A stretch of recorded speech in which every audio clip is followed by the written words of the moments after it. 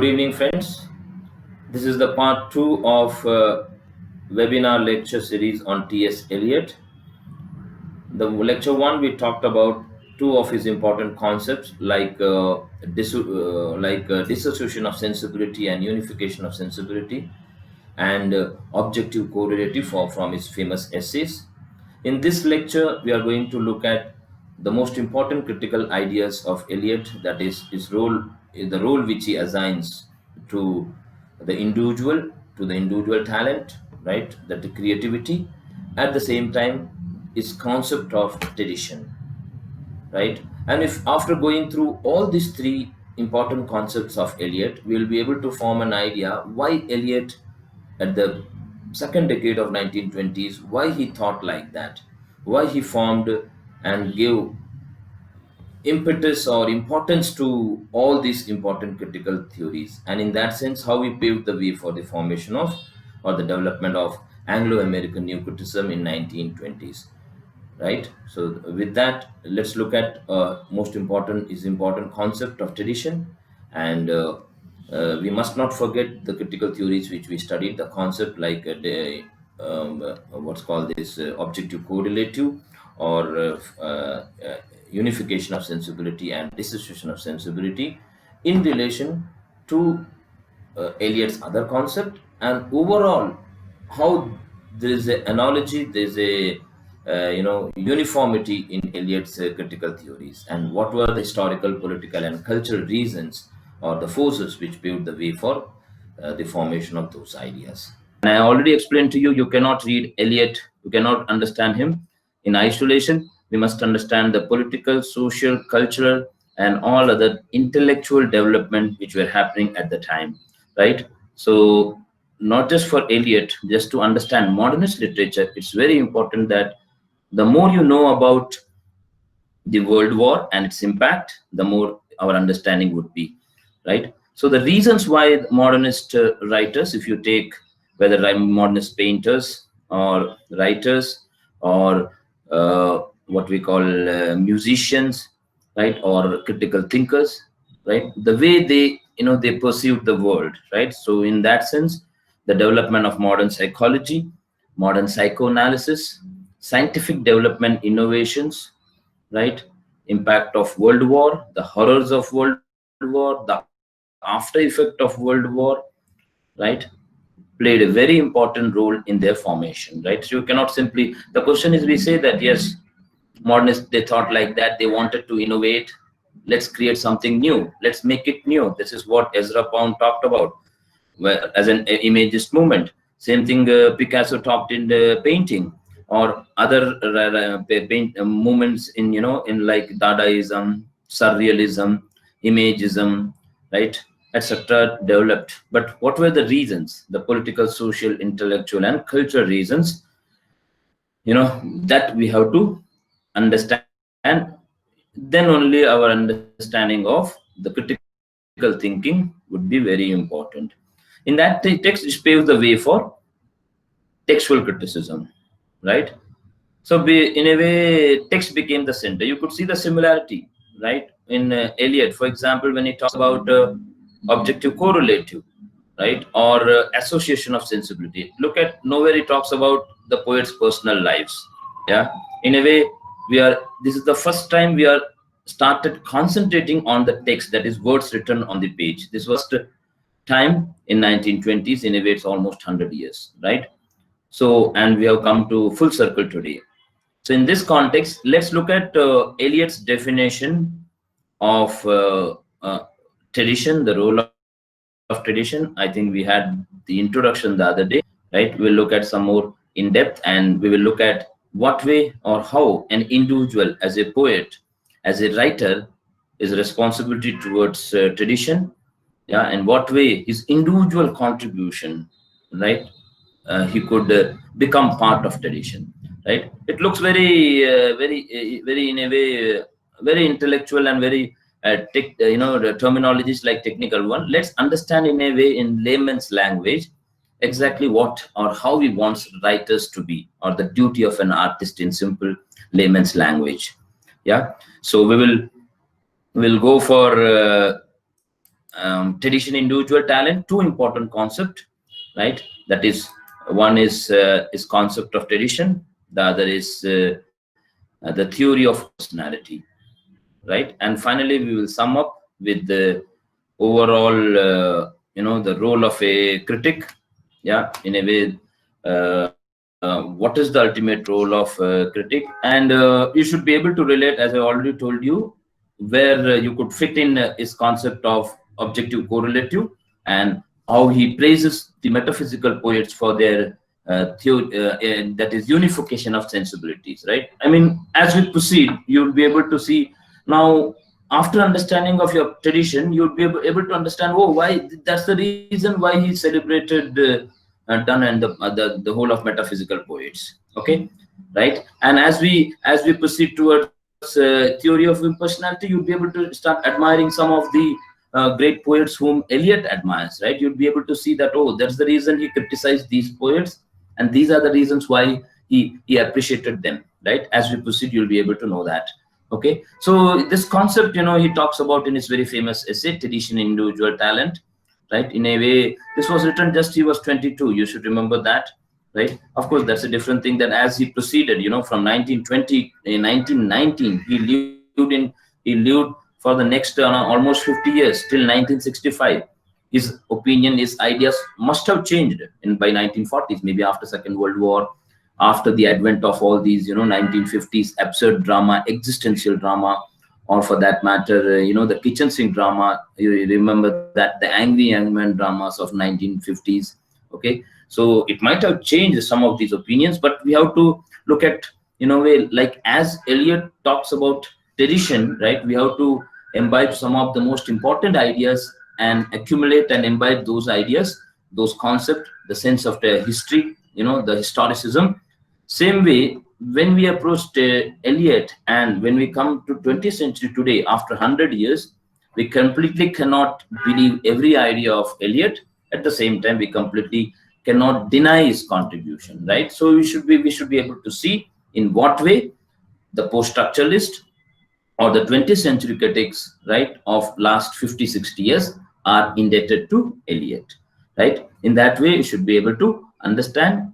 And I've already given you the basic premises when we should approach Eliot as a critic alone, not as a poet, though you could find a lot of, analogies. When he gives the example, you'll be able to understand his own poem, right, from that perspective, right? So this was written in 1919, right? I think we have covered all these, but still just a short recap. Later, it was published even in one of his another collections, Sacred Wood, in 1920. So if you go with 1920, it comes to almost 100 years of, since the work was published, right?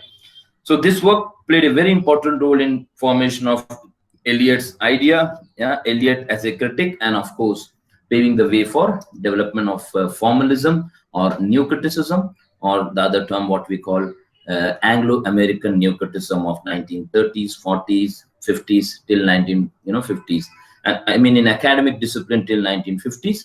But as far as colleges and universities are concerned, those methodologies of formalism continued to play its role for till 1917, 1980s, even 90s. In fact, even today, right? I hope basically you know that when you go and analyze a poem based on its rhyme, rhythm, meter, all these rhetorical devices, right? If you do that, for example, the poem contains a metaphor, simile, etc., etc. Invariably, we are following the methods taught by new critics, right? So, what is concept of tradition, right? So, in a way, through his concept of tradition, Eliot relates present poet, the current living poet, with that of the precedents, that is, those who preceded him, the past generation, past writers, right? So, here, when we conceive Eliot, we imagine Eliot as a poet, and all these thoughts, ideas, his concept of history, etc., etc., right? We assume that this is the way the poet, as in a man, blood, flesh and blood, he thinks. Yeah. So that's the approach. We should assume that that's the way he believed. So in a way, as a poet, how he is related or indebted to the past poets, right? That is, in a way, through tradition he connects them, right? That's why he says, look at the very beginning of the essay, he says that the essay is a kind of a challenges the traditional concept of understanding of literature till 1980s, which was quite popular. That's why he says that honest criticism and appreciation should be directed upon poetry, not upon the poet. Right? In a way, we get the idea that how the poet is different. Poet is a, just is a kind of a medium, right? And we should not criticize the poet. We should criticize, condemn, appreciate. Whatever you are going to do, we should do. I mean, we should, our concentration should be only on poetry, right? The poet, that's the poetry printed on the page. Look at this. This, the line is that he says that we should concentrate on poetry. A time would come later critics like I. Richards and others, and Emerson, and later the second generation of new critics would go to the extent, they would squeeze the poem. They would squeeze a poem, try to detect its all meaning, each and every line, rhythm, metaphor, etc., etc. When new criticism was in its height, that is in 1940s and 50s. That's why in 1955, when Eliot was asked, yeah, about new criticism, he criticized it. Yeah, he called it a lemon squeezing school of criticism, right? And he said that it is quite shocking, right? He says that some of my close friends, referring to maybe referring to his, maybe most probably W.B. Yeats, he says that if he reads this poem, he would be shocked by knowing the meaning of the way new critics interpreted the poem, right? In a way, Eliot initiated that textual based criticism, but when new critics, they took it to extreme, so and Eliot was not happy by 1955. Okay, so in a way, so this is the idea we get, that a poetry, that the very clear idea that one should criticize a poet, artist, yeah, the work of the artist, not the art, right? In a way, of course, when we read this, we are reminded of Matthew Arnold's talk. Arnold also talked about that we should not commit the mistake, the historic fallacy, and the personal estimate and other estimate. Rather, we should go for touchstone method. He talked about all those. But here, if you look at here, he blames that the poet either relies on author's biographical details or historical reasons. But here he says that the very role of poet is very limited. In a way, he gives the hint. Yeah. So traditional is generally considered as a word of censure, right? Traditionally, we know that, right? When someone says that you are a traditional poet, traditional artist, writers like that, we say that, oh, this is not something new. So only if a writer or a poet has got something new, original, we appreciate. And that's the way the whole of Europe and even Britishers, they did that. So he says that at the time, so tradition was a word of censure. It's a kind of not a good thing, right? When you say that he's a traditional writer, he's a traditional poet, invariably these kind of ideas come into our mind, right? When we say that he's a traditional poet, we assume typical ideas like they must be following the status quo, right? Whatever is already spoken about, right?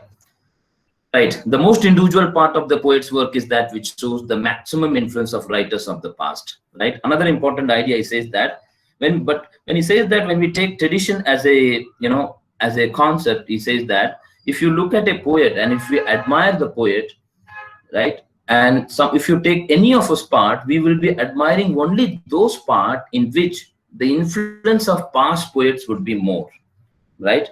That is, the poet, he must have the influence where you'd be able to see the similarity, right? Okay, with the past poets. The meaning is, right, in a very simple language, he says that as a tradition is when as a poet, if one wants to write, just imagine a love poem, right? The first thing is he or she, right, as a writer or as a poet, he should have mastered, right, or read all the love poems, right? And as a poet, the living poet must write something about which has already been written, right? Written by the past poet. Yeah. You cannot create something new. In a way, he says that, right? The love as a calm, the general emotion, or love as a human nature, it has been there for millions of years, right? So the core of love, the emotion, right, that is what the writer, he should concentrate, and he should express the same. But the manifestation might be differing, right? The same emotion might differ, right? The manifestation of that. So in that sense, so when you read a poem, when we say that, we what as a reader, what one should feel that, oh, same emotion has been expressed by Shakespeare, same was expressed by William Wordsworth, same was done by Tagore. Oh, but he or she expressed that in different context. Yeah, at the time the situation was different, but the core emotion was the same, right? So in a way, you cannot write something, in isolation, and you cannot write something individually, you just which you feel personally, right? The meaning is very simple. Now, if you write a love poem and if you give it to some 100 people, and no one feels that, no one feels the emotion of that love, right? And if he or she feels that, no, oh, he wrote a love poem, oh, he wrote it, he wrote his emotions, my emotions are different. Yeah. So what would happen? It becomes very personal, right? Now the question is, like if we say, like Russian formalist might say, poetry is not a place for expressing one's personality, like Eliot himself says. Poetry is not a place to express one's personal emotions. Yeah, which later he concludes by saying that, right? So now, how one makes one's personal emotion universal, that is the crux. Here he gives the, in a way we get the some kind of hint here itself, right? So how here the poet is related with the past authors, right? As I give the example of, futility of life. The other day I give the example from those poems. If you take all those famous passages, you read the futility of life, meaninglessness of life, we find the commonality. So, how Wordsworth, Shelley, Gray, Oliver Goldsmith, Arnold, and all of these poets, they express the same idea, same emotion, I would say, right? Remember that the very word tradition includes many of these, okay? Right? Whether we could call human nature or emotion or idea or fact or the, the middle of the time, right? Everything is included in the word tradition, right? So the same idea or a fact or emotion was expressed in a different context with different effect, right? The emotion is same, meaninglessness of life, right? When Macbeth dies, when Brutus dies, right? When Wordsworth feels the same thing, when Arnold feels, when Elegy written in country churchyard, or when the fleeting meaninglessness, the meaninglessness of life and time, when Andrew Marvell expresses, right? So idea is the same. So in a way, a writer, how much he is related with the past, how much he expresses the past writers, the emotions which has been expressed by past writers. Yeah. So look at the line he says, if we approach the poet without this prejudice, we shall often find that not only the best but the most individual part of his work may be those in which the dead poets, his ancestors, assert their immortality most vigorously. Yeah. So here we get that the same ideas how the dead poets, ancestors, they would have expressed, right? Same idea they might have expressed, but in a different context. Same you could apply this, right? You just take war, right? War as a, as a emotion. You just read the different, novels, movies you watch, right? Based on war, again the same, right? The futility, got it? But only the approach, the contrast is different, right? Only ironically how he or she presents it. So this brings Eliot to a consideration of a value of significance of tradition, right? So now let's look at in tradition in depth. So what does he mean by following the tradition? The first thing is, it's not a blind adherence, right? It's not simply imitation. It's not a copy, right? Irony is that we copy it, right? And unfortunately, right, if you look at our movies and other areas, we simply just copy, right? But that is not that is not what he meant by that. So blind adherence or simply copying is not, it's not following the following the tradition, right? So that would lead to almost like a imitation, right? Mere repetition, right? Tradition is a sense of a passive repetition is to be discouraged, right? So in this sense, he says that those who simply imitate, copy, right, that should be discouraged. So tradition does not mean copying past writers. No. Tradition is a true sense of the term cannot be inherited. Now you cannot inherit tradition, right? He says that you cannot inherit tradition, right? So you have to obtain it by hard work, right? Hard labor in a sense, as I explained to you. Now, just imagine you want to make a war movie. Just imagine, okay, you want to write a poem, you want to paint, right? You just take whatever the issue, right? You want to make simply, right, war movie, right? But for what is the thing? A movie, if you take, it's 100 years of history, right? It will be comparatively easier. You must have read, known, right, about, you know, the previous war movies or the poems, right? Or whatever it is, whatever the emotion. So he says that it is hard labor. Hard labor the writer, the filmmaker, the artist must do and obtain. Yeah. Oh, if it's a love movie, oh, in these emotion of love, oh, these type of poems have already been written, right? From the time of Dante to Homer to Shakespeare. Oh, this is the way love has been already described. Yeah, now I too have the same, because the human emotion of love, it has been same, it is there, it will be there forever. Now the manifestation of that would differ, right? Simple example, if you take it, the issue would be the same, right? Separation of lover, right? One time people might have, when lovers separated, they might have cried. No, I am not, I still doubt whether people would have cried. If you look at, 1950s, 60s and 70s Hindi and Tamil movies, right? One, the image was always created, you will find commonality, right? If you take any movies of Rajesh Khanna, Devan, and all these 1960s, 70s, 80s, right? One thing you would get is mother is always good in Indian movies. Girl, lady love, girl can never cheat, right? She will never betray her lover. If she does, she will have some problem. She will save her father. Father would commit suicide. Father would do this, financial reasons to save the hero, etc., etc., honor, culture, etc., etc. You would find like that. Okay, so that's the way the image has been created, the image of love, right?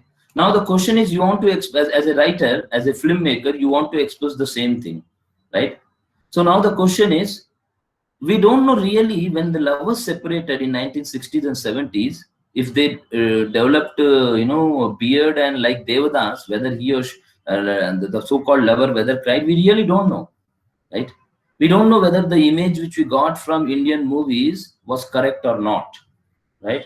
So assuming that, whatever the image you got it, so you have to master it. Oh, this is the way the love has been described already, right? Now you want to show the same thing. What is the same thing? Separation of lovers, right? Now you cannot imitate, okay, lover, separation of lover, lady love is lost, he grows his beard and drinks. This has been already shown, right? Now the question is, as a writer, as a filmmaker, as an artist, you have to create something new. There comes the second part of his essay, tradition and individual talent, where you bring in individual talent. The issue is same, emotion is same, separation of lover, right? But we have to find out whether the separation of lover, whether the past writers, whether they described the way the emotions were manifested, whether those emotions were correct or whether the manifestation was correct. First, we have to find out. There could be lot of cheap writers, right? No, not true, immature writers. That is what he says, that they might have presented the image in a very what's called this, very immature way, right? Right? What happens? Now the question is, you might ask. Now I'll give an example. In 1994, our Rajnikant used to make lot of movies where he would go and even just catch a snake, right? Not long ago, just 94, 95, even 2000, people used to clap. Oh, he catches a snake, right? But look at this image. Can you go and simply catch a snake, right? Now, if you analyze today, it was a wrong image, right? It was not realistic movie. It was not a real one. So, as a writer, they have created a very false image they have given to us, right? So, what is the real image? So, the manifest, right? The manifest, what is the real one? If you look at a snake, people run away. That is the real emotion. That is the real factual emotion, or what is that is the way people would behave, right? But the filmmaker, he did not do that. So what happened? In 20 years time, when I go and when I ask my nephews to go and watch it, when they watch this scene, they laugh. I tell them it's not a comedy, yeah? It's a tragedy, right? But they feel it, they start laughing it. They feel that they know that it's impossible, right? So what happened within 20 years, the very scene becomes almost, it loses its meaning. So what happened? The writer or the filmmaker or artist has not captured the, what is the real tradition of that, the real emotion. He just carried away by the manifestation of that, right? Out of 100 people, one person might catch a snake, but not the remaining 99, right? So as a writer, we must know what is real emotion, what is true, and what is manifestation of that. That is what he talks about as we proceed. So he says that first of all, it's a hard work, right? Writer must know that. Second, this labor of knowing the past writer is very important, right? Okay, so past writers, if it's a filmmakers, you must know. If you are in a painting, you must know, right? Unless, what will happen? You'll be simply repeating, right? You'll be copying. That's why you look at Indian movies, 99% Indian movies are copy, right? If you go and watch some 500 great, Hollywood and European movies, you will stop watching our movies because we feel, though, this they are showing now. It has been already shown by others in 1980s. So we don't know whether the filmmaker copied it or not. But if you look at, invariably they copied it most of the time. As I told you already, once they used to copy one movie. Today they copy 5 movies and they present it like that, right? So what would happen? You just, I hope all of you must have watched Game of Thrones, right? And after watching Game of Thrones, you go and watch Bahubali. We feel that, oh, what is there? Yeah, nothing is there. It has been already shown. More grander way, they have already shown it, right? So that is why we should not become part of, imitating, copying. That's why hard labor is very important. It is the critical labor of sifting the good from the bad, knowing. That is what I mean by, good and bad. What he says, yeah, that is what is real one, right? And manifestation of that. What is the core emotion and what is manifestation? Manifestation could be temporal. So something could be temporal. For that moment, it might have happened, but it may not long, last long, right? As the time changes, as the technology changes, as many of these, as I told you about telephone, about communication, right? If you create a novel just because, the device of communicating, but it won't stand the test of the time, right? And today we know how the communication has reached, right? So what happened? So communication as a device or motive should be only motive. That should not be the core theme. That should not be the core idea in which the whole film or a novel or a drama should insist on, right? Communication of inner communication, okay. The dilemma of inner, unable to communicate one's pain and problem, that's okay. But just, unable to communicate, pass on information in that sense. So as a writer, as a poet, he says one must know what is bad, what is temporal, and what is really useful and good. This difference one must know when he or she reads past, right? Reads the past writer, when he acquires the, the sense of tradition.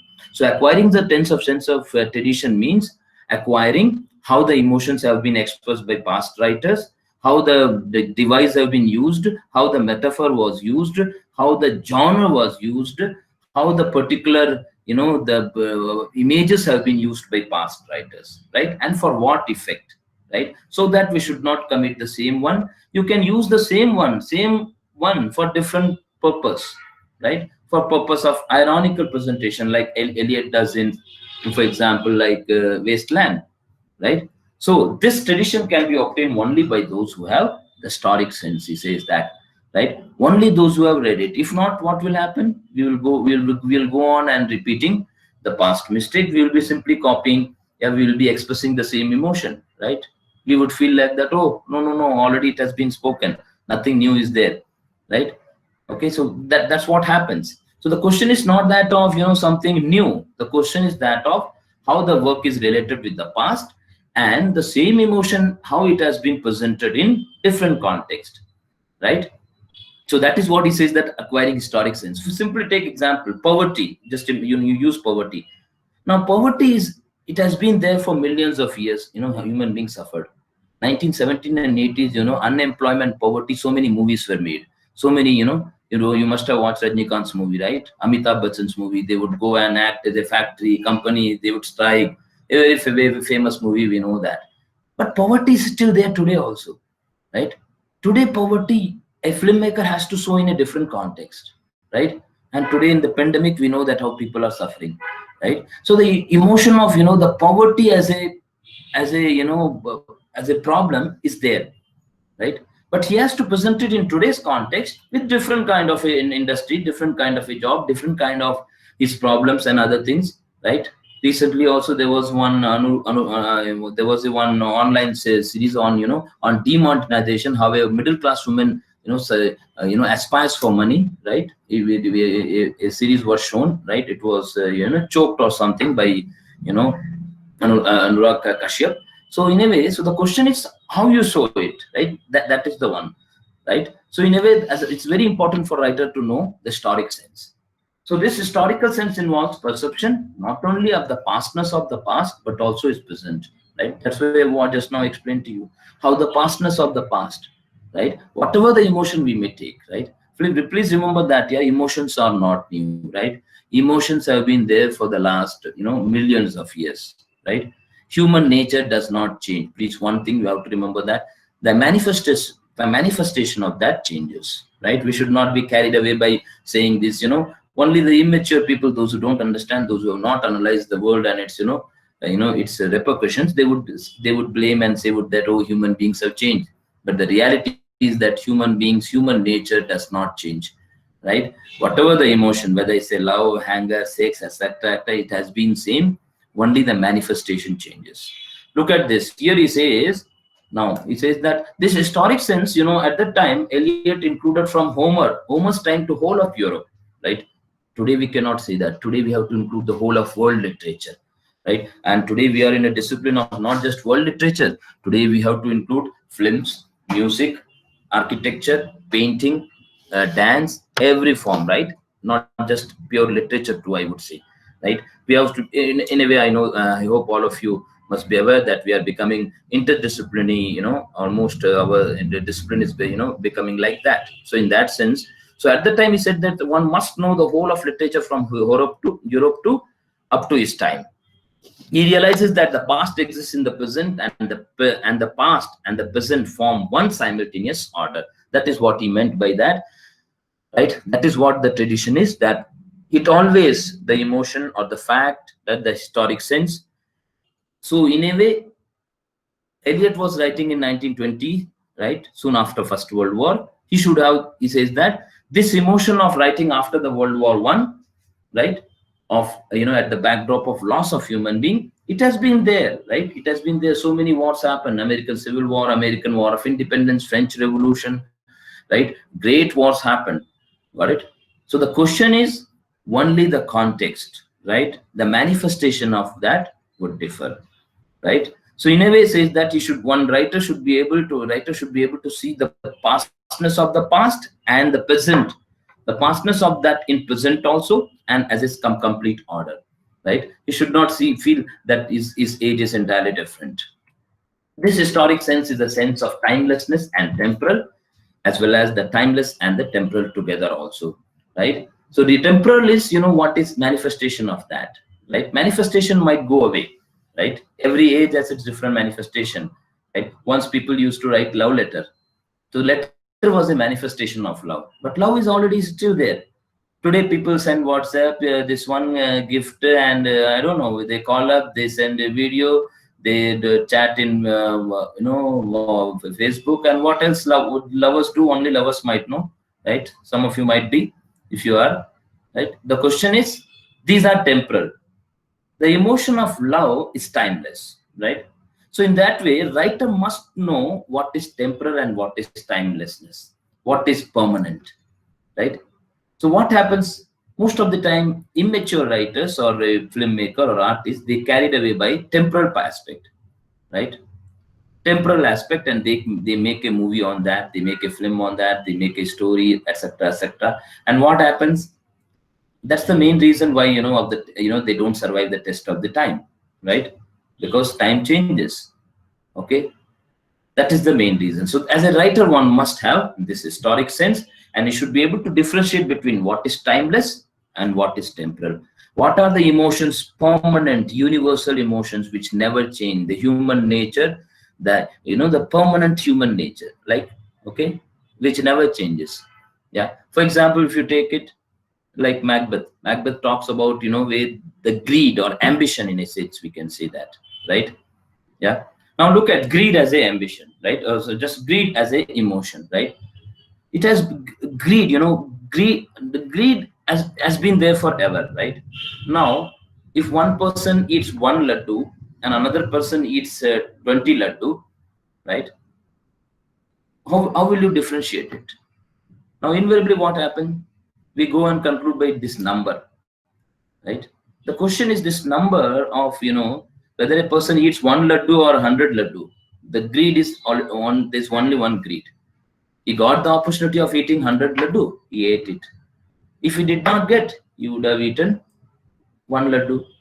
Or for that matter, if he did not get laddu, he would have eaten some banana. The question is that of eating and greed, right? But this laddu, banana, number, one, two, etc., etc., all these are temporal. So our assessment as a poet or as a critic also, they should not be based on this temporal one, right? Because it might change, right? We should go for the core one, right? That is what, as a poet, one must know that. He says that in that sense, you should master and understand his past poets, how they express the emotions, the fact, how they use different genres, meter, etc., and all other devices, right? Understanding them and mastering them. That is what developing the historic sense. A writer with a sense of tradition is fully conscious of his own generation, of his place in the present, but also acutely conscious of his relationship with the past writers, right? So in that sense, you must know that. Tradition represents the accumulated wisdom and experience of ages. Yeah, and so its knowledge is essential for really great and noble achievement. That is what, Eliot says, that it's very important. We must know that. We should not forget that Eliot was writing as a modernist poet. Okay, so if he believes that there are some great things and great achievements, so he believes that a novel and all writing are great work, right? Anyway, we're talking about 1990. When we come to post-structuralist and post-truth age, we would be talking and questioning the very definition of great and noble itself, right? Eliot point out that no writer has a value and significance in isolation. That is what he says. Yeah, it's a simple language, as I told you. If you want to express your personal emotion, right? If no one feels that, right? It becomes, you become isolated. So in a way, the writer is not, he should not be isolated. He should write the same emotion and emotion and the fact, and he should relate himself to the past tradition. We cannot have a value in isolation. We cannot say that this writer is different. Yeah, the question is not, the issue should be the same. How you treat differently, that is the one thing what we have to understand. Just go back, one example I would tell you. You just take the works of some of the great novels written in 1860s and 70s, right? 1860s and 70s, at the height of skepticism, at the height of Victorian morality. You take, for example, Tolstoy's writing like Anna Karenina, or Flaubert's writing Madame Bovary, right? Okay, and take the same time a dramatist like Ibsen was also writing. And now you take the issue of women, right? And what was the common perception at the time? A woman who commits adultery, who has a love affair with another lover, she must die. She must commit suicide. Yeah, right? So the feminist perspective you look at, and you take Anna Karenina, the ending, of Flaubert's Madame Bovary, the ending. One has to die by committing suicide by jumping in front of a railway station, and another has to eat arsenic. But look at Doll's House, written around the same time, 1871-72, right? The same issue, women, I mean, whether there's adultery or not, that's a different thing. But the issue of women's liberation, women's freedom, her own independence, yeah, and aspiring and living her own life in spite of self-sacrifice, Eliot treats it differently. Yeah, got it? So in a way, how one writer should relate, or should be, you should attach or understand with with the past in that sense. And he says that that's why writer cannot be have any value in isolation, right? So judge of a work of a poet or a artist, we must compare and contrast his work with the works of the poets and great artists of the past. Then here also we get a kind of a influence. We could see the influence of Matthew Arnold also, when Arnold talked about when you can compare with previous, Greek, previous poet, the great poets, the kind of a touchstone method he talked about. That's why I told you, there were a lot of ideas in which you could see the influence of Matthew Arnold. So tradition is not anything fixed or static. It is constantly changing, growing, and becoming different from what it is. A writer in the present must seek guidance from the past. He must conform to the literary tradition, right? So in that sense, he gets the his idea influence, right? Even the tradition does not state, it does not, it's not a fixed opinion.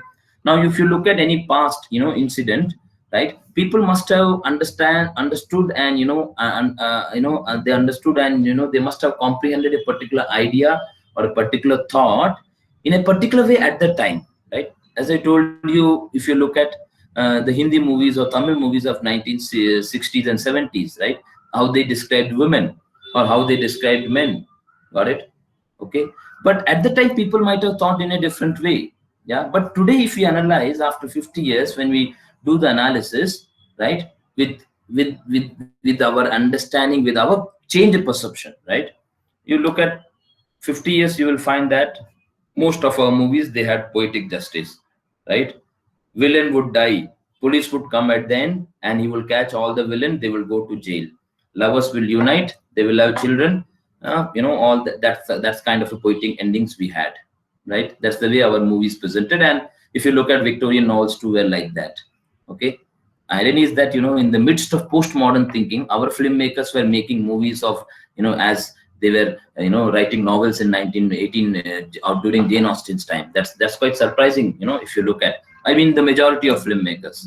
Okay, right. So here he says that the meaning constantly changes, even in tradition. So our approach of that particular film, if or a novel, at the time people might have appreciated, or we ourselves might have appreciated in a different way, right? And today, or 10 years ago, or today, or maybe even after 10 years later, we might interpret in different way. So even tradition is constantly changing, growing. It differs, right? That's why one writer must get a guidance from the past. Yeah, in a way, the guidance is, in a sense, you should know, oh, this is the way the writers have used, this is the way the age was, that's the way the audience responded, that's the way the sentiments were there, that's the way. But at the same time, analyzing the real day-to-day situation and life. Got it? Right? But I really doubt when our Indian movies, they showed women never, cheats anyone in love in 1960s and 70s and 80s. I'm surprised. I really doubt whether it was really genuine or not. Right? I appreciate that today's filmmakers, when they make a movie where girl says, "Well, simply I don't like you, yeah, that's it. Yeah, I don't like you." Right? "Oh, I've cheated." Well, yeah, that's the way. "I went to America, I fell in love with that man and I married." Yeah, that's the way they make. And I feel that that's far more realistic than the traditional one.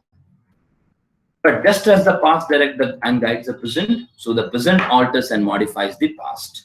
Yeah. Present alters and modifies the past. You could know how our interpretation of even past movies, past films, literature, right? It changes our perception, our appreciation, right? Look at the word I'm using, our perception. I'm using, still going with the Eliot, right? Post-structuralists might use a different term, right? Julia Kristeva uses intertextuality. And when you talk about post-structuralism, you cannot say our perception. The text itself modifies the other text in that sense. Okay. So when a new work of art is created, if it is really new and original, the whole literary tradition is modified through ever so slightly. Right? So what happens when a new work of art or a poem or a novel or a drama, film, music is added, the whole tradition alters and adds a new meaning to that, right? In collaboration with the past, past work, right? The relationship between the past and the present is not one-sided; it is a reciprocal relationship. That's what, in a way, I think we could anticipate the coming of post-structuralism, structuralist thought, right? He says that reciprocal, right? The older works also, changes their meaning, or our interpretation of older works, it changes, and the new work we look at from a new and a modified perspective, right? Got it? Because Because when you do that, when you mastered all the subject, all the preceding work, then those thoughts influence your new interpretation of this, and in that sense it makes us judge whether this work is really good, whether it is realistic, or whether it really happens, right? So it's in a reciprocal. Past directs and the present, and itself modifies and altered by the present. Look at the word he quotes. The existing monument form an ideal order among themselves, which is modified by the introduction of a new, really new work of art among them. Right? That is what he means by that. The existing order is complete before the new work arrives. For order to persist after the supervention of novelty, the whole existing order must be forever so slightly altered. Right? The meaning is that now I gave you the example of a very example of I give the example of films, assuming that you could understand in a better way, right? Okay, so just imagine, yeah, you watched some movie, right, 20 years ago. Now, after going and reading a lot and watching so many grand and great movies, the so-called great movies and other things, after again you go and read it, your interpretation would change, right? Got it? I give the example of Sholay, right? Many of our Indian filmmakers, and they, kind of in hegemony, they will always, appreciate and they praise that movie. But if you go and analyze and watch all these spaghetti Western movies, what you would find, again, what I told about Henry James' interpretation of the Vicar of Wakefield of Oliver Goldsmith, right? Or for that matter, any other works like that of how Eliot himself does for John Donne, right? So slightly alters, and the meaning is slightly altered. In a way, our interpretation of the past work also altered, and we take the new work and say, oh, this has been spoken by already. Yeah, these great poets have spoken, and this emotion, this novel, this idea, this metaphor, etc. Oh, some way this new work also adds something to this, right? We cannot completely remove it from the preceding work, right? So in a way, it becomes part of that, right? Every great poet like Virgil, Dante, or Shakespeare adds something to the literary tradition out of which the future poetry will be written, right? So in a way, the influence can be seen in the newer work, and you find most of the writers, they would always acknowledge the influence of that, right? Now, what is the function of tradition in essence? The work of poet in present to be compared and contrasted with the works of past and judged by the standard of the past only, right? But this judgment, it is not to do any kind of a good or bad, right? As I told you. But we have to understand, oh, that's their understanding of that, right? I give you the example of Indian movies. We should go and understand, oh, that's the way they wanted, right? Okay, we could say that, oh, that's the way they wanted to present, or that's their perception was. Yeah, we could say that, yes. Even you could become judgmental, but he says that no, we cannot. It's not good, right? Because every age has its own criteria, right? So he says that it cannot be judged by the standard of the present. It does not mean deciding whether the present work is better or worse than works of the past. An author is present is certainly not to be judged by the principles and standards of the past. Yeah, this can be debated whether now what is the standard, what is the principle, how much the ideology, how much the status quo was maintained by and all that. But at the same time, writing in 1920s, Eliot cannot, he cannot take a more granted or more revolutionary approach, what the writers and post-structuralists of 1970s did. Right. So, what is the sense of tradition? Its real meaning? In a sense of a tradition does not mean that poetry should know the past as a whole, but take it as a lump or mass without any discrimination. So, he must know the discrimination. He should know that whatever the past emotions have been expressed, the poet, what is really valid, what is genuine, yeah, what is permanent, right? He should give up many things which is not required. As I told you, the manifestation he should give up, right? Emotion of love, he should take it, right? How a man or a woman, when they feel that emotion, that should be taken. Not the manifestation of writing love letters, on all other manifestation, which will change with time, right? I don't think anyone would today would grow dadi and beard and would drink and waste his life. But I doubt whether even in 1960s or Devdas time when someone did, or it's just imagination of that writer. Rather, I would go with someone writer like right? I think no one could do that in love, right? I don't know what you believe. Right. So the past must be examined critically and only significance should be acquired. Right. Not so as a writer, you cannot take everything, whoever the writer, whatever the topic or the issue or the emotion he or she express, you cannot take it. Only the significant. Significant will only stand the test of the time. Yeah. Not which are not significant, right? Which are temporal, which are meaningless, which are artificially constructed, manipulated emotions, right? Got it? You take it, you can see that, best example is our movies, right? Okay, they are so much, scenes are so contrived, right? Yeah. Sense of tradition is a real sense means consciousness of the main current which does not all flow invariably through the most distinguished reputations. He says that the main current or the thought or the emotion expressed by the poet must not be only by the great poet, right? Sometimes it could be on even on minor poet they might express. Yeah. For example, if you take Victorian, need not be Victorian means always Dickens, right? Or only the great writers of the time. It could be even minor writer. Yeah. It could be just one work of that. Just take, for example, I think Vanity Fair of the Thackeray presents the Victorian hypocrisy more beautifully than many of the novels of the time. But was his only best novel in a sense. It could be even minor writer. It could be just one work we could see, right? Like that of Jane Eyre or even Wuthering Height, right? Need not be many, right? In other words, to know the tradition, the poets must judge critically what are the main trends and what are not. This is very important one. That's it. That's why I told you. What are the main current trend?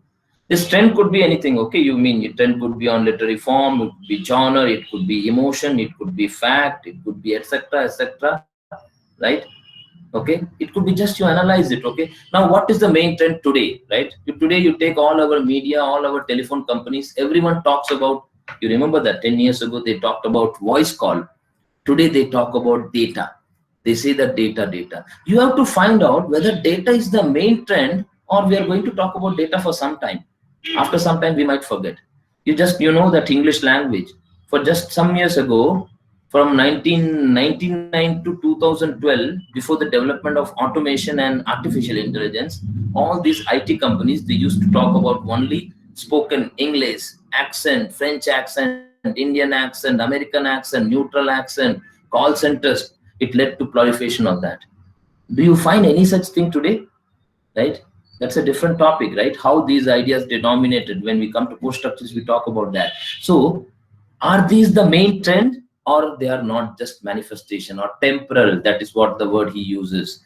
An artist must be able to distinguish. If you go with the temporal, what will happen? Right? It won't stand the test of the time, right?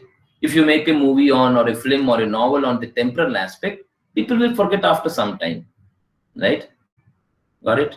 So we have a novel like Chetan Bhagat's One Night at a Call Center. But does that novel superficially deal with only the call center and it's their problem, or it deals with something in-depth one you have to analyze? If it's an in-depth one, it would survive even after the abolitions of call center after 100 years. If it simply deals with call centers would disappear in another 2 3 years. Already it has disappeared. I hope you know that, right? So writer must confine to the main trends to the exclusion of the incidental or tropical. That is what he means. Incidental and tropical means it could happen once, just as a excluse, right? Just as a accident, just could be a temporal phenomena. It could be just manifestation, right? So writer should not go for the manifestation of this trend, whatever the emotion. He should go for the real core emotion. So I give you the example of data, right? Now you have to find out whether data, voice call, SMS, WhatsApp, email, all these, but the core issue it's about communication. Man wants to communicate, right? The core issue is communication. Now the question is, these are the manifestation. The question is, just because we have data, etc., everything, have we started communicating more? I doubt, yeah, today. I remember that 10 years ago, we used to go and pay 10 rupees, and weekly once I used to call STD call to Andaman Nicobar, to Delhi and to Calcutta, my relatives and friends. Today 2G is completely free. It's more than 2 months, 1 month since I talked to my relatives, brothers. We don't feel, right? So again, it leads us to question our assessment of what is human nature. Is man a social animal? Do we really want to communicate, right? So we thought that, oh, we did not have data, we did not have STD call, ISD call. Oh, if we had ISD call 24 hours, I would talk to the person. But the question is, are people doing, right? So as a writer, and those who could do that, you could become writer. We can't do, right? We are, our life would end, we will never be able to know this, right? In this example, same way love, same way any emotion, if you are able to do that, you could become artist, you could become writer, right? Unless all of us should become diarists, you would be writing diaries, right? Poetry is not a place for that. That is what Eliot says. The great poet must possess the critical gift in ample measure. This critical gift of shifting what is temporal, what is permanent, he must have in great quality. He must also realize that the main literary trend are not determined by the great poet alone. As I told you, even smaller poet, even smaller filmmaker, smaller artist, right? Okay, they might have written one work. They might have created only one poem or one novel or something like that. Just take, for example, Eligirit, what's his name? Eligirit in Church, what's his name? Gray, right? Not more than 10 poems he wrote at that time, but he captured the movement and the milieu of the time of 1750s, the transitional period, right? He captured it, that how the transformation was coming, he was able to predict, and we saw that later with the arrival of romanticism, right? Same way Ezra Pound, what's his name, T.E. Hume, who almost started this imagist movement in 1914 and 15, right? So even smaller poets, smaller filmmakers, they might have written one poem or one filmmaker. You must have seen there are many filmmakers like that. They made only one movie, right? One film like that, right? Same way, even Arundhati Roy was like that till she wrote her second novel, right? For 15 years, but she was able to capture everything in that novel of, for those 20 years, we could say that, right? So one must be able to know what is, the main literary trend. Literary trend could be anything. Okay, it could be literary trend, it could be literary, the emotion, right? It could be the fact, it could be any all such aspect. Literary trend, you should not just believe that it's a novel, poetry, drama. No, it's all about even human nature, right? What is the real one and what is the temporal one? Temporal one will change, okay, right? With time, with climate, with situation, with place, with the with financial situation, all this might will change, but we have to go for the main trend. And this main trend could be found not just in minor work writers, even in even great writers, not just in great writers, even in minor writers. That's why the poet must also realize that art never really improves, right? He says that though the material for art is always different, today material for us is entirely different, right? You are going to write a novel, you have so many other gadgets, etc., etc. Our perception of nature is entirely different, right, than that of Victorian or that of Elizabethan, right? But the human emotion is same. So art really never improves, right? So whatever the emotion you talk about, invariably that emotion related dilemma and problem would have been spoken, right? Would have been spoken by Shakespeare. Someone said that there's nothing that Shakespeare did not speak, right? Same way, the mind of Europe might change, right? But this change does not mean that Shakespeare, Homer, all have grown outdated. No, right? Because they dealt with something which is permanent, right? Just technology, just gadgets, right? All these things might not alter, right, their their significance. Of course, you can take Tempest and approach in a different way. You can call it as a colonial work. We can make Prospero as a villain and Caliban as hero also. But at the same time, the issue of this dominance, that is the crux. That dominance and hegemony would be continue forever, right? So in this the way the tradition should be acquired, right? Now in the second part, now this is the tradition one writer, as a writer, one acquires. Now just imagine, one wants to become now where what one should add and how one should add one's own personality, one's own understanding, one's own thought, one's own innovation in a way, right? Creativity, right? So there he talks about the second part, theory of impersonality. That is the title. He says that the individual talent, right?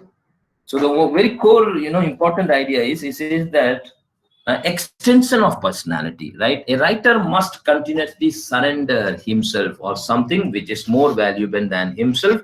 That is literary tradition. I've already explained to you what is literary tradition. He says that a writer must be able to surrender himself.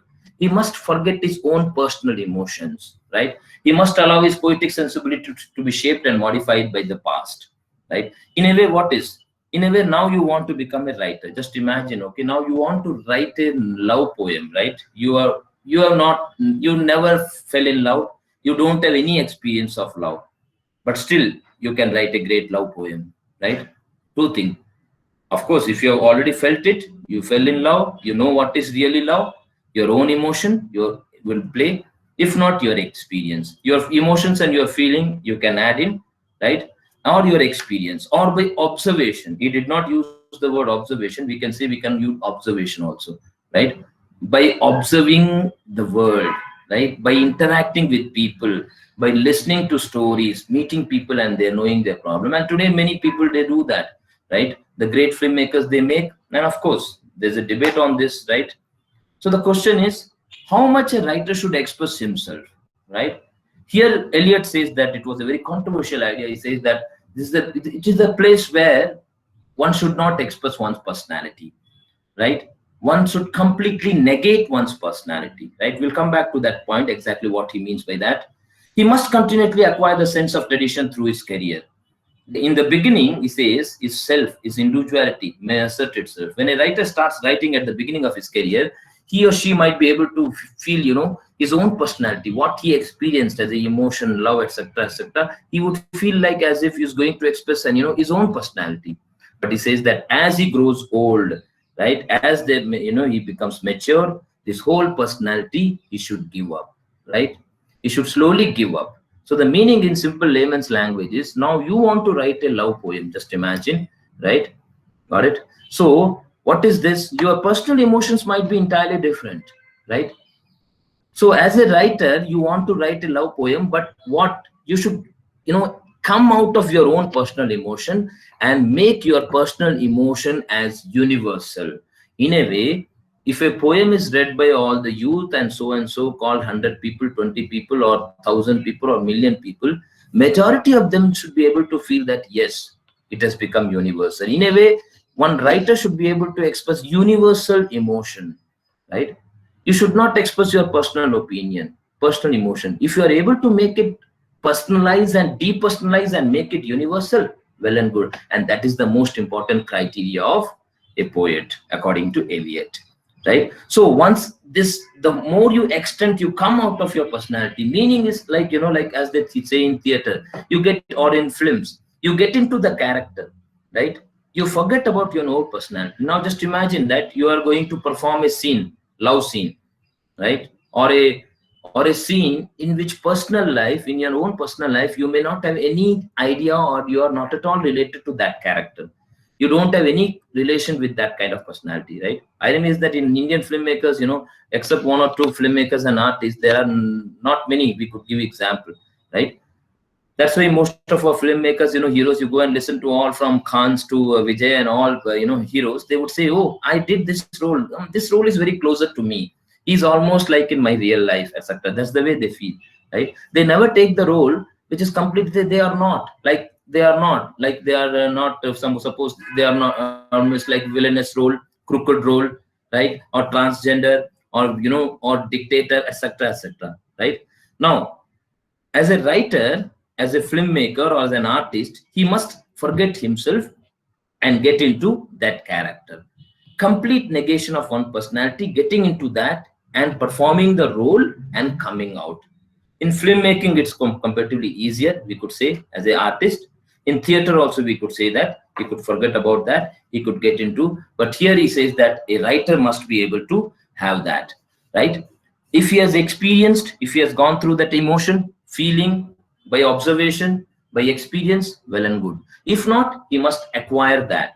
right? And he must present his individual talent, individual quality, and make it universal by removing one's own personality and sharing what is common, what is universal in that sense, right? Here why what we feel is that Arnold Eliot must have been influenced by very important work at the time. In 1914, James Joy published his work, A Portrait of an Artist as a Young Man, where we have a line like Stephen Dedalus says, right? Look at the line. He says to himself, the artist, like the god of the creation, remains within or behind or beyond or above his handiwork, invisible, refined out of existence, indifferent, bearing his fingernail, right? Maybe James Joyce too was in that group, the group of Ezra Pound and all of them, right? That Ezra Pound was very benevolent, and he helped all of them, right, including James Joyce, Hemingway, right, and many others. So Eliot must have read this work. Maybe this might have influenced him. Of course, here that Stephen declares in different context, but ironically, maybe Eliot might have taken himself to referring to is creating his own theory of personality. Or even you could find similarity. Go back to history, right? Romantic poet like Keats referred, how Keats was very critical of, the whole Wordsworthian egotistical sublime, right? When Wordsworth wrote everything about himself, right? His emotion, his feeling, how he felt at Tintern Abbey, how he looked at child, his perception of Daffodil, Lucy, etc., etc. At the time, he said he himself considered himself as a chameleon poet. The poet has no identity. He's certainly the most unpoetical of all God's creatures, right? We could say that even similar ideas were expressed by Keats, right? That's why I think they have started, right? Eliot is the beginning of critical thoughts, right? He is not a terminus. We cannot say that before, we cannot say that no one had this kind of thoughts before that. We cannot say with guarantee. They had it, but again, the ideology and as a person, it dominated. That's why these ideas did not make so much of impact, because all of these, whether we take Keats or even Coleridge or Shelley's idea, all of them, they related work with the personality. Eliot was the first one, concentrates on text. In that sense, Eliot's is entirely different one. Look at P.B. Shelley says in Defense of Poetry, written in 1821, but it was published after his death in 1840. The poet is something like an unconscious medium connecting the spirit and human realm, right? Look at the traditional belief for the spirit and human realm. In that sense, poet is a connector. Yeah. So maybe all these ideas could have taken in his hand. It might have become the impersonal theory of poetry. Look at the line, very famous line. He says, the progress of an artist is a continual self-sacrifice, a continual extension of personality, right? Here itself, we get the idea that how he was completely against romantics, right? He says that the writer must get rid of his own personal emotions, right? His sacrifice, personality, his own idea, and his personal, feelings and emotions, right? And rather get into the character, right? That's why look at all of his poems, right? Like Love Song of J. Alfred Prufrock, right? That's why Eliot never writes a poem, with the capital letter I, right? Even if there are I refers to not to the poet, but to the narrator, right? Or to the character, right? That's why he admired Robert Browning or even Tennyson, some of the poems of Tennyson, even the poems of Keats also, wherever this, this subjective element was missing, like in poem like Eve of the St. Agnes and others, right? But he was very critical of where I is the poet, right? If you look at Tennyson's Ulysses, we find I, but I is not Tennyson. I is Telemachus or Ulysses, right? Okay, so look at his own poem, like Love Song of J. Alfred Prufrock. Eliot does not speak that. It is spoken by Alfred Prufrock. Same way, Wasteland, spoken by Tiresias. So it's not a personality. So artist must get into the character personality, right? Here, in a way, we get the idea that you should never write a poem expressing I feel like, I like that, right? You should create a character in a novel or a drama, poetry, etc., like as they do, and then put your words into the mouth of the character and make it universal, right? The poet has a personality to he has not a personality to express. Eliot writes, but a particular medium and not a personality, right? So Eliot says that poet has a medium. He's not a personality to express. He has a medium, right? For Eliot, the poet doesn't serve as a medium, but has a medium, right? Look at the difference also here. Got it? Has a medium that here, in a way, we could anticipate the 20th century other critical thoughts. The more perfect the artist, look at Eliot insists, the more completely separate in him will be the man who suffers and the mind which creates. The more perfect will be the mind that digests and transmutes the passions which are its material. So in a way, poet should not be affected by whatever is happening. Poet could write on anything, right? He or she might not completely feel. He can get into the character. He could write about a situation which he might not have felt. Even if he had felt, you should make it universal. He might not have felt on any such emotion, but he could write about that and come out of that, right? It's like saying that filmmakers, no, they, there are very good film, artists, like, those who would say that I don't have any belief in that character. I went into that character, I performed that, and I have come out of that, right?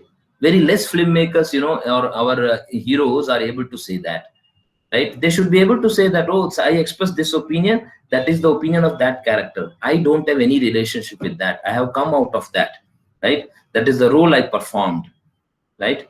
Very rare filmmakers or artists you would find like that.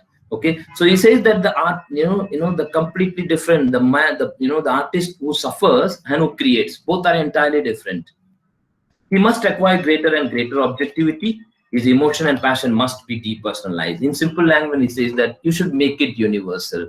In a very simple language, he says that you want to write a poem on love poem, poverty, gender issue, feminist issue, corona. If you are not able to make it universal, which everyone in this world or the majority of the people, whoever the target group, maybe if it's a youth, okay, yes, if you are not able to make it universal, please don't write. Yeah. No, I have personal emotions, I feel like that, I have so much of sentiment, etc. Answer for that, Eliot might say, then better please write diary. Don't write poetry. Poetry is not a place for that. Yeah. So he says that he must be able to universalize it, right? You know that there are flurry filmmakers, right? You know that there is, our lyric writers, right? How they write even love song. You just go and listen to Javed Akhtar or even our own Wali, right? At the age of 70 or 75, 78, he was writing a love poem, erotic love poems, right? So he must have got into a lover's head, a young boy, a college boy, a young lover, how he or she would have visualized the physical emotion and love, right? Same way our many of our lyricists, they do that, right? So they forget about their old morality, etc.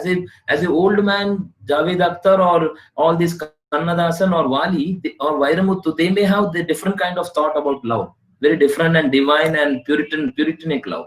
But if they keep that, they won't be able to write any kind of erotic love poem. So he or she must forget and get into that character, the situation, right? So here he says that he must make his passion depersonalized. He must be impersonal and objective as a scientist, right? So as well, we know that he wanted to make criticism as scientific as possible, right? So everyone, whoever reads the poem or should read, should be able to feel that. The personality of artist is not important. The most important thing is sense of tradition. In what way he or she expresses the past idea, the emotions and fact which has been expressed by the past writer.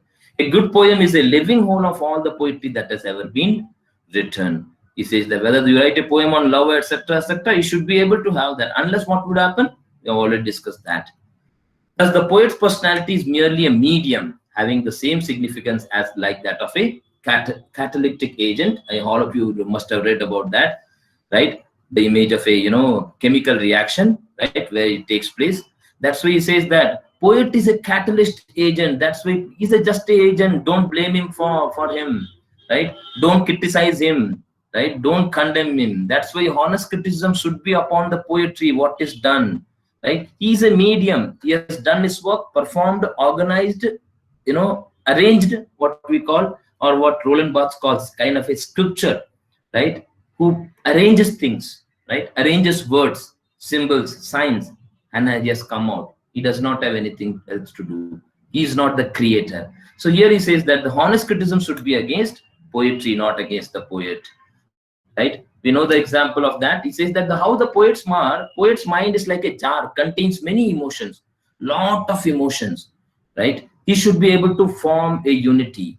He says that it is like that how the oxygen and sulfuric dioxide are mixed in a jar, and when you insert a piece of platinum, what happens? A new sulfuric acid was formed. This is what Eliot believed at the time, but later scientists say that it's not sulfuric acid, it is sulfurous oxide. Okay, so but what happens in the whole process? The platinum does not contain any characteristic of oxygen or sulfur dioxide or sulfuric acid. So poet's mind is like a platinum. He gets into the action of art of creating work, but he does not get affected. Right? Poet's mind should be like this. Yeah, that's what he says that. Then only it will become universal. In a way, what he says that's the way poet would be able to make universal emotions, which would be felt by everyone. If he personally feels right too much, then it would become very sentimental, very personal one. Then he would be committing the mistake of what romantics did. The combination takes place only in the presence of a piece of platinum, but the metal itself does not go any change. It remains inert, neutral, and unaffected. That's the way the mind of the poet, who is like a catalytic agent, right? It is necessary for a new combination of emotions and experience to take place, right? And these new experience, look at now, think of the Donne and metaphysical poet, right? They were able to amalgamate different kind of ideas from astronomy, geography, mathematics, philosophy, universe, and amalgamate and create a new, emotion, new comparisons, new analogies, right? And with their experiences, right? And at the time, you could remember it was the age of navigation, right? That's why so many images of compass and images related to ships. The mind of a poet is constantly forming emotion and experience into new whole. Poet does not create new emotion, right? Only the emotions are combined. In case of a young and immature poet, his mind, his personal emotion or experience may find some expression in the composition, but Eliot says the more perfect the artist, the more completely separate in him will be the man who suffers and the man who creates, right? He says that the man would be different, right? He would not. That's why when we read Shakespeare, we don't know whether Macbeth is Shakespeare's opinion, or Hamlet is Shakespeare's opinion, or Antony is Shakespeare's opinion, or Portia or Olivia, more than 800 characters. Even just you take some of his major well-known work, we don't know who is Shakespeare. Whether we can relate Shakespeare, his idea with that of Iago or Othello, right? The test of a maturity of an artist is digest and transmutes the passion which form the substance of his poetry, right? Two kinds of experience he talks about. Remember that, emotion and feeling. But according to A.J. George, Eliot does not differentiate exactly what he means by emotions and feelings. We can go with our general understanding of emotions and feeling, right?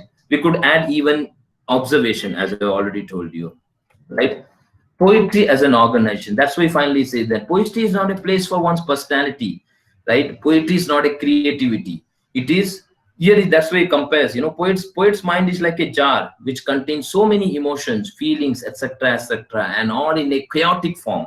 Like we have so many ideas, chaotic form, unorganized, right? But only poet or artist would be able to create and organize it in a way, in a correct form. All the particles which can unite to form a new compound are present together. And artist will have that. What are the ideas from this chaotic form, organized form, emotions or feeling? You should take and form a new emotion, or form a new concept or idea or a literary work, right? Thus, poetry is organization rather than inspiration.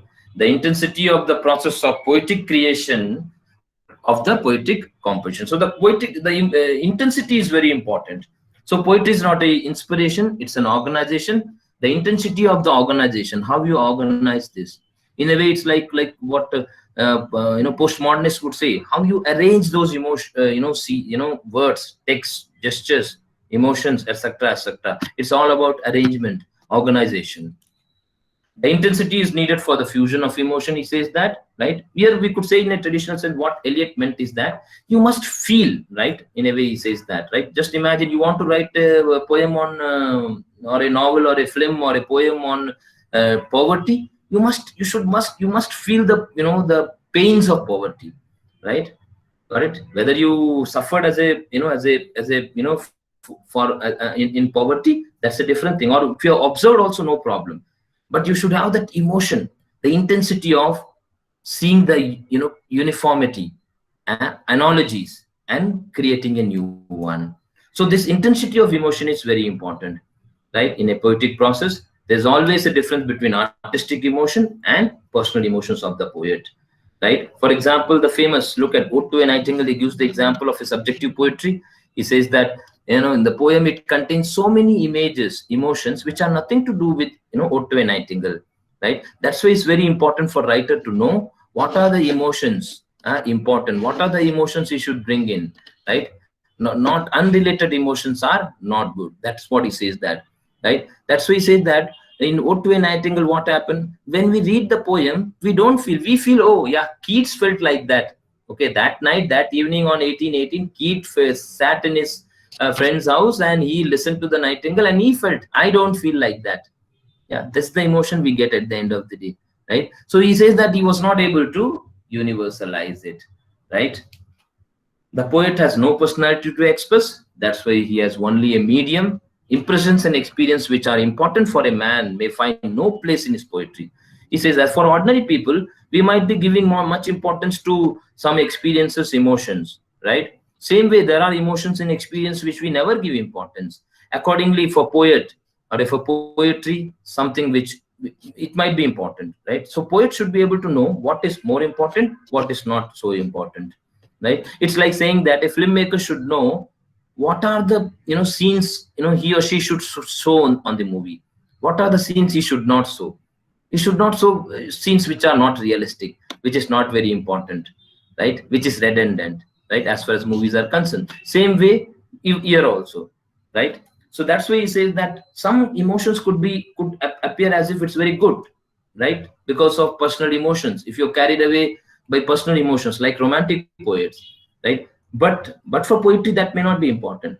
That's why he gives the example of Ode to a Nightingale. He says that there are many emotions which are not at all related to Nightingale, right? For example, he quotes the example of, where he says that how his own brother died. The palsy strikes the young. There's a line he says that referring to his own brother's death because of tuberculosis, right? So in this sense, Eliot rejected subjectivism of whole of this subjective poetry of romantics, right? Wordsworth, Coleridge, and all of them. Of course, he celebrates some of their individual works. So the emotion of poetry is different from the personal emotion of the poet. So poet must know how to universalize his emotion. His personal emotion may be simple or crude, but the emotion of his poetry may be complex and refined. And that's the way you should be able to know the difference. Only the mature poets would be able to know that. It is a mistaken notion that the poets must express new emotion, right? Again, very important idea says that it is not the duty of a poet to find new emotions, right? And if you go beyond that, emotions are not new. Emotions have already been there. Human nature has been same, right? There's nothing new to invent, right? Neither the poet nor anyone else, right? All these emotions were already there. It did not manifest, right? Got it? Okay.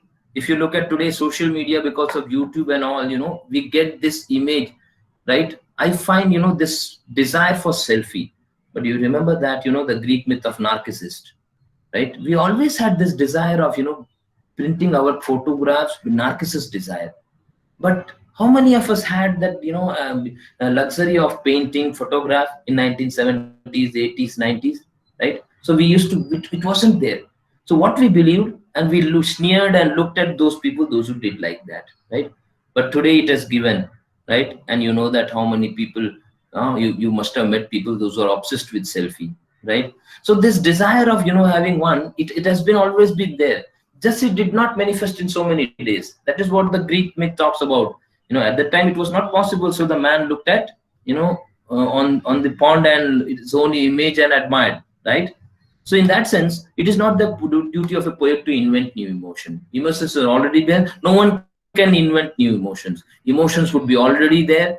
We should not be carried away by manifestation, and this manifestation could take diverse, ways, right? It could appear, right? Different kind of political, social, and physical, and all, all different kind of situation would produce different kind of manifestation, right? Including our situation of corona reveals other human nature, right? Which has been hidden, dormant, right? But the manifestation appear, right? We could see that. That's why ordinary emotions, right, very important, must be imparted a new significance and a new meaning. So poets should not invent new emotions. Already the ordinary emotions, right, of human nature, right? And this emotion need not be the personal emotion of author. If a author has a personal emotion, if he has gone through pain, suffering, etc., etc., well and good. If not, with emotions, with feeling, with observation, with experience, he should acquire, right? And he should acquire that, and you should make it universal. Then only you should enter into poetry writing. You should become an artist, right? If he cannot do that, it is better for him to write diary, right? Even the emotion which he never experienced personally, right? You might not have experienced, but you might have heard about that, right? When Hemingway wrote Old Man and the Sea, he spent more than 2 years in the Mexican Caribbean Sea, right? That's why he was able to write, right? Yeah, unless you go through that, it's not possible, right? Or you must listen, story, observe, see, visualize, right? Then it's possible. But that also doubtful whether that would be authentic or not, right? For example, I have never seen snow. Never been to Kashmir, so I cannot conceive something new. But for sea, I have been in sea for so many days, right? I could understand you, Old Man in the Sea, in far better way than in any other work which deals with the ice, or deals with Alaska or Kashmir, right? So he says that it could be emotions even never experienced by poet. That's why he rejects Eliot's idea, romantic idea of William Wordsworth, that theory of poetry, its origin in emotion, recollected in tranquility. He says that this whole process is a humbug. There's a neither emotion nor recollection nor tranquility, right? So he severely criticizes Wordsworth for his definition of poetry. In the poetic process, there is only concentration of number of experiences, and this process of concentration is both conscious and deliberate. There are some situations where you consciously bring in that, there are where deliberately use that, right? And there are situations where both happens, both consciously, deliberately, even unconsciously. Poetry, that's why he says it is an escape from personality and personal emotion. That's why look at the line, very famous line, all of you must have heard about that. That's why poetry is not a turning loose of emotion. It is an escape from emotion.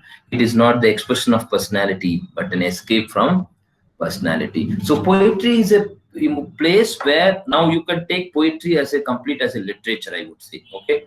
So literature is a place where one should not express one's personal emotions. He or she must express universal emotion, not his personality.